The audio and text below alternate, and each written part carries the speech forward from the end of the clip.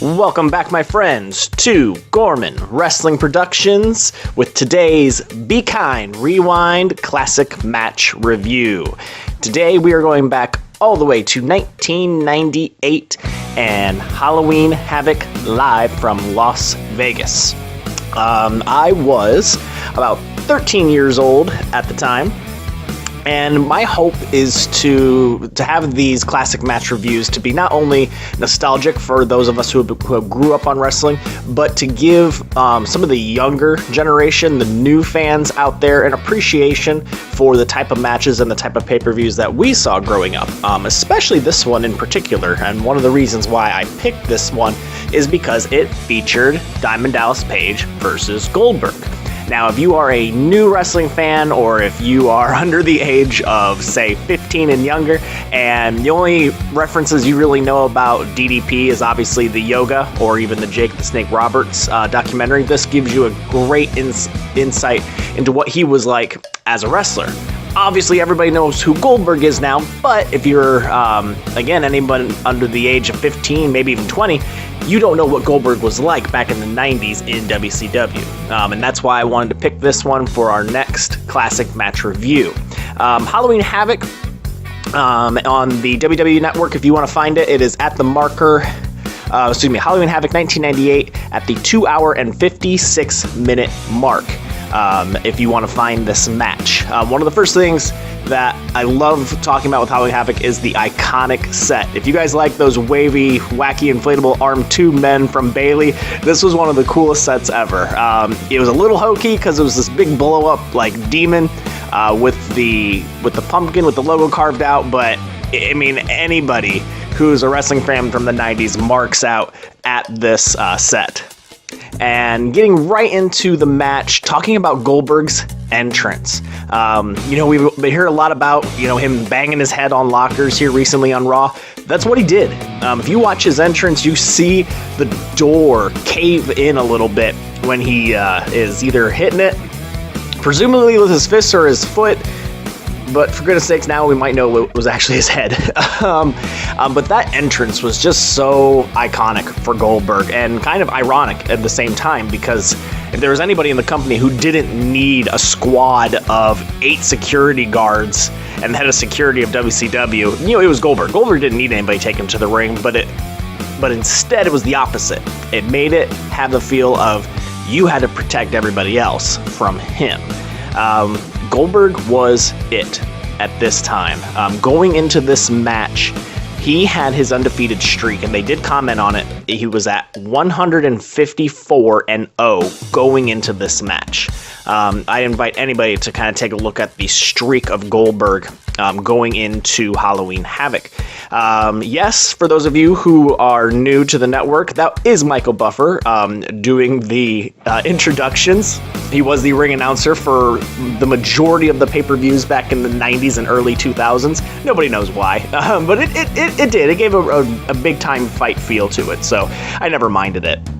But going right into the actual match, that face-off between DDP and Goldberg was amazing. This was a white-hot match, and the reason being is that DDP was a face, Goldberg was a face. WCW did a lot more face versus face matches than WWE ever has. They didn't look at the good guy, bad guy too much around this time period.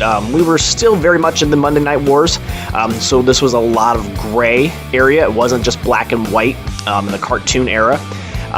You had NWO Black and White, you had the NWO Red and Black Wolfpack, and then you had the WCW guys. And this was 2 WCW guys who were both faces going against each other. And DDP was the #1 contender for the title at the time, having won that at Fall Brawl in the previous pay-per-view. The anticipation for this match was so high because you had to pick a side. Anybody who was a Goldberg fan was also a DDP fan at the time. So you had to pick a side. You had to choose who you thought was going to come out of this match as the victor, and if there was anybody who we thought was a legitimate threat to the streak up until this point, it was Diamond Dallas Page. Now, This match, or this pay-per-view, is actually also iconic, not just for the set, but also for the infamous and horrible event that happened during this match. About 30 seconds maybe into the match, anybody who had Dish TV, the pay-per-view cut out because they ran out of time. That's a pretty notorious story. The Hogan and Warrior match prior to it went way too long than it should have, and they ran out of time. Fortunately, a 13-year-old as I was, I had DirecTV. I had no problems. In fact, God, it's just aging me so horribly. I actually had a bedtime of 10 p.m. that I had to go to bed, and I had to miss a couple of these matches, but I recorded it on VCR, on a VHS tape, and I watched it the next morning. But the DirecTV that we had, there was no problems. I got to see the match in full. But anybody who had anything else like Dish or any other pay-per-view provider at the time, it cut out right at the beginning of this match, and so they ended up airing it the following Nitro for everybody. So that was very much a notorious match, and I cannot even begin to imagine what I would have been like had I experienced that, because my temper at the time was probably not as so to be able to handle something like that. All right, so the match itself. Here's a big question that everybody talks about, because when you look back at Goldberg's career, Goldberg is not a professional wrestler, and I say that with the greatest amount of respect. He didn't grow up as a wrestler. He didn't spend time in the indie scene and, working on his technique. He was a monster that Eric Bischoff brought in to destroy the roster, and it was exactly the role he was intended to do, and it was a perfect role for him. I have kind of retired from giving Goldberg crap, because no, he's not a very skilled technical wrestler. His job was to squash people, and I give him a lot of credit for this match with DDP, because it ran maybe about 10 minutes total. It was a match. It wasn't a Bret Hart versus Chris Benoit type match. It was a DDP versus Goldberg type match. You had two very unique styles. Goldberg took over dominance at the very beginning, shoving DDP out of the way, but had enough resistance from DDP to make it look like he was a legitimate threat. So I will officially retire from giving Goldberg crap about doing nothing but squash matches, because looking back at this was highly entertaining. It was a lot of anticipation for it, and I felt he did an excellent job in the match itself. It was right around the mid-marker of the match where he missed a spear going into DDP into the corner and took the brunt of the ring post to his shoulder. It was at that moment in the match that you thought, this was it.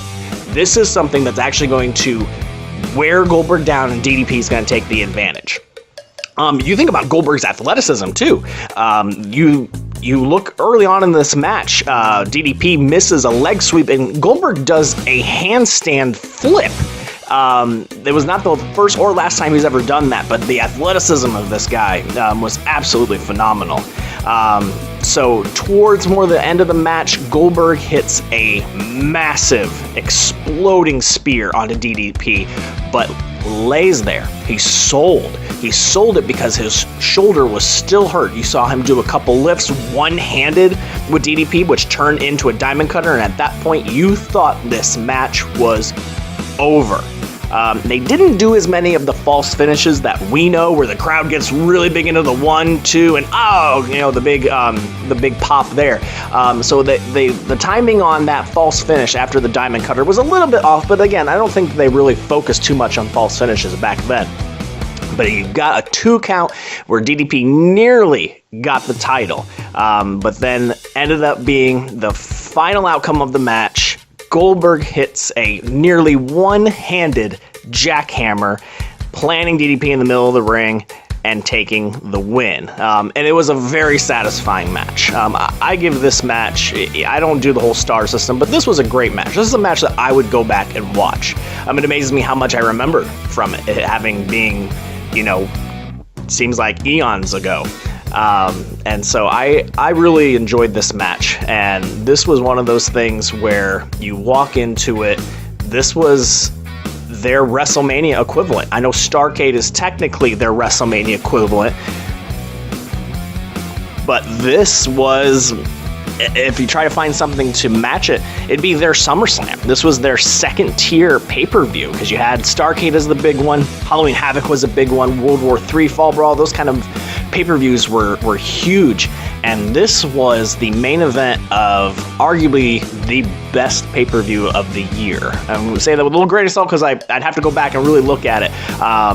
I'm going to review Goldberg versus Kevin Nash coming up in the next couple weeks, but if I had to sit and watch a match from start to finish and had to pick between them, I would pick Goldberg versus DDP. And then obviously the best part about the ending of this match was the mutual respect between the two of them. There's a lot of heat going into the weeks coming up into Halloween Havoc, enough to where you had to pick a side, but the end result was two guys with mutual respect for each other hugging in the ring. DDP did the classy thing of bailing out and letting Goldberg take his victory lap, so to speak. And if you have the WWE Network, I highly encourage you to check out this match and let me know your own thoughts as well. I'd love to hear your opinions on it. I'd love to hear your take on it. What other matches at Halloween Havoc did you like? Because it was an amazing card, actually. Even at least on paper, Hogan versus Warrior on paper was, got a lot of buys. Great match between Bret Hart and Sting, which was actually Sting's last match as the Red and Black Wolfpack. He got injured. I don't know if it was a work or if it was shoot inside the ring, but he was out until the following Spring Stampede. I'm going to make that one up. I think that's what it was, where he came back as the Crow, Sting as well. And you had great matches between Scott Steiner and Rick Steiner. You had a double cross with Buff Bagwell. So this was a great pay-per-view. It was highly anticipated and was definitely worth and a lot of fun going back and reviewing it. So thank you guys so much. Let me know your comments and your thoughts. Also, let me know what matches you'd love us to review, and we will talk to you soon.